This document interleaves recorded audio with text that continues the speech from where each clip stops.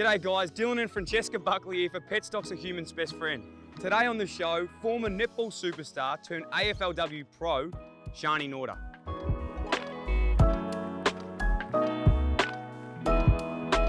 Your pathway, I suppose, with these cats is all adoption. These are all adopted cats, Yes. second homing. Yeah. Is that what you're super passionate about as well? Yeah, definitely. So for me, it is about giving an animal another life. You know, there's plenty that are bred and, you know, get sold and have really great lives, but it's these ones that, you know, that a lot of them don't get a second life, which is really sad. And the reason behind, they're all black cats as well. People are really superstitious, so because they think black cats are bad luck, and also there's just a lot more black cats than other cats, they're the least likely to get adopted. So I just thought, I'm going to save the world one black cat at a time.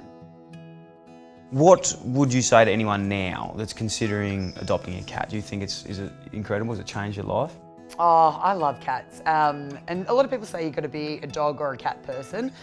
You don't. If you're an animal person, then you will love cats. They bring so much love to your life, especially like they've just got so much character and people don't realise how much character they've got. You need to be really patient if you're going to adopt a cat or any animal because, you know, some of them have had really traumatic lives and it's going to take them a while to adapt. And so when I saw Chiggy, I just knew that he was the one for me. I sat there, as I said, had a bit of a play, scratched his back and was just like, yep, this is the one that I want to give a second life to and bring him home. And, you know, it wasn't easy from there. Like it took him probably a month to 5 weeks to get used to me, to allow him to get used to me and then also get used to strangers.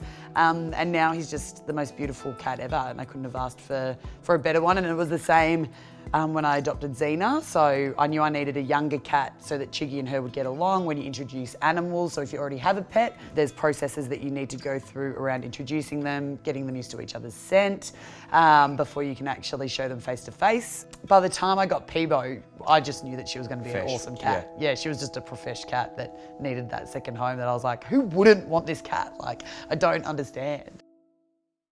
Obviously just come out of a very strange time, 2020, we're locked inside nearly 24 hours a day, which it was for nearly 6 months. How important and what role did the cats play for you, I suppose, in helping you through that period?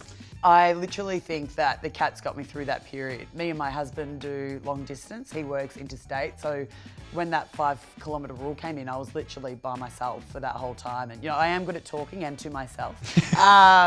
But I think the cats, you know, we really bonded and I think they really enjoyed having me home as well because usually I'm out for most of the day, most of the time. But their purring actually helps calm you down. So if I'm lying on the couch, he'll just sit on my chest and purr and I can just pat him, I cuddle him at night. I cuddle the other one too, but she's more down around the legs. You know, and they keep you calm, they keep you happy and like just look at them. Like they live COVID all day, every day. They don't do anything. They don't go out anywhere else. And it just shows you that you need to enjoy the simple things in life. And I think that that's what the best thing about animals. For people, I suppose, going into that adoption period now and they said, yep, we're ready to adopt a cat, what are the main things you think you need to know? The main things that you need to know is, you know, what kind of personality in the animal are you after? There's going to be so many there. Can it get along with dogs? Yeah, is it going to, and you can just ask the people at the adoption centre.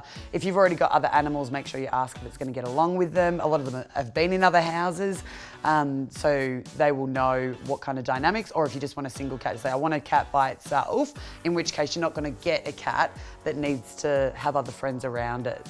So yeah, it's about that personality, asking the people, knowing what you're after, because it's no good going, I like the look of that one, and you bring it home and it doesn't suit your lifestyle, and then you're going to put that animal through more trauma by having to re-adopt it again. Sharni, thank you so much for having us today. It's been beautiful to meet your fur babies, and as you said, I'm keen to adopt myself. Yeah, thanks, Dill. Thanks for coming to Frankston.